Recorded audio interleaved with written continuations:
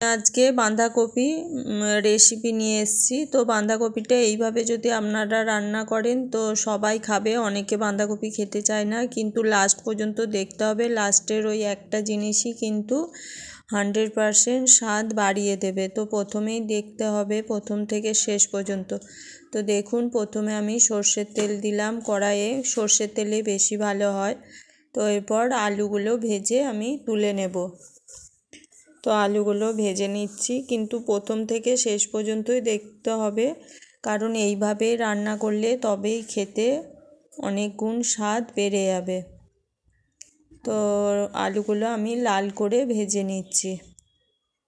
আলুগুলো ভাজার সময় আমি নুন আর সামান্য হলুদ দেব, কারণ আলু ভাজার সময় নুন আর সামান্য হলুদ দিলে আলুর স্বাদটা অনেকখানি বেড়ে যায়।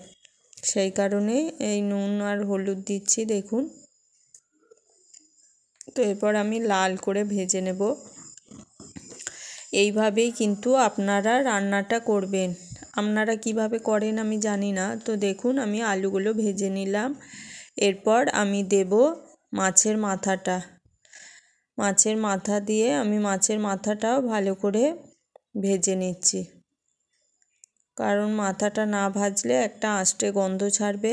সেই কারণে আমি কিন্তু মাছটাও ভালো করে ভেজে নিচ্ছি, কারণ মাছটা বড় মাছের মাথা, তো একটু আষ্টে গন্ধ ছাড়বে। সেই কারণে ভালোভাবে ভেজে নিচ্ছি। তো আপনারা প্রথম থেকে শেষ পর্যন্ত দেখবেন। ভিডিওটা ভালো লাগলে লাইক শেয়ার করবেন, কমেন্ট করবেন আর সাবস্ক্রাইব করে দেবেন আমার চ্যানেলটা। তো নতুন ভিডিও আপলোড হলেই আপনাদের কাছে পৌঁছে যাবে। তো দেখুন, এইভাবে কিন্তু আমি লাল করে ভেজে তুলে নিলাম। আলুও ভেজে তুলে নিয়েছি, মাছের মাথাটাও কিন্তু আমি ভেজে তুলে নিচ্ছি।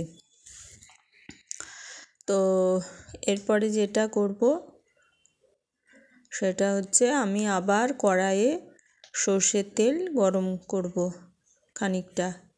খুব কিন্তু তেল লাগে না, দেখলেনই আগের তেলটা আমি কতটুকুনি দিলাম। আলু আর মাছ ভাজা কিন্তু আমার হয়ে গেল।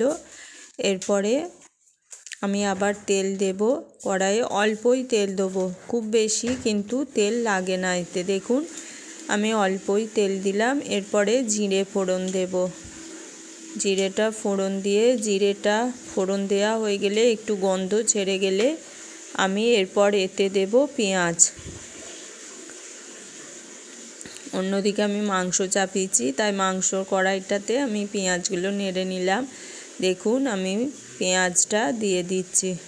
পেঁয়াজটা লাল করে ভাজা হয়ে গেলে আমি যে মশলাগুলো দেখালাম, আদা বাটা, রসুন বাটা আর হলুদ, তো ওটা দিয়ে আমি ভালো করে নাড়িয়ে কষিয়ে নেব। এরপরে দিয়ে দেব আমি আর একটা মশলা, সেটা হচ্ছে লঙ্কা গুঁড়ো, ধনে গুঁড়ো আর হচ্ছে নুন। এই দিয়ে ভালো করে আমি আবার কষিয়ে নেব।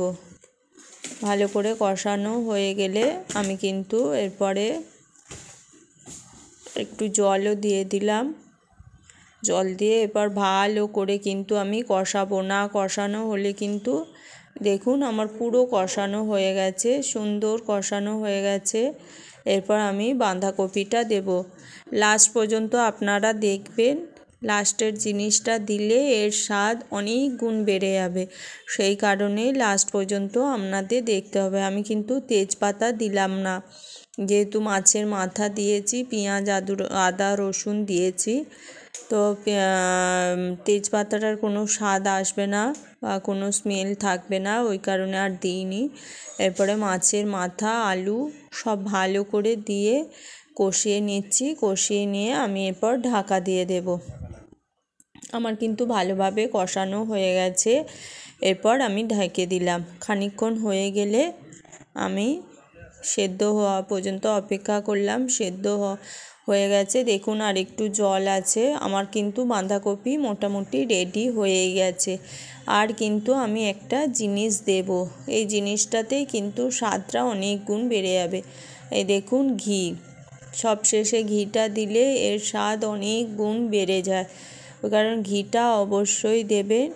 আমি নিরামিষ আমিষ ভেজ ননভেজ দুটোতেই কিন্তু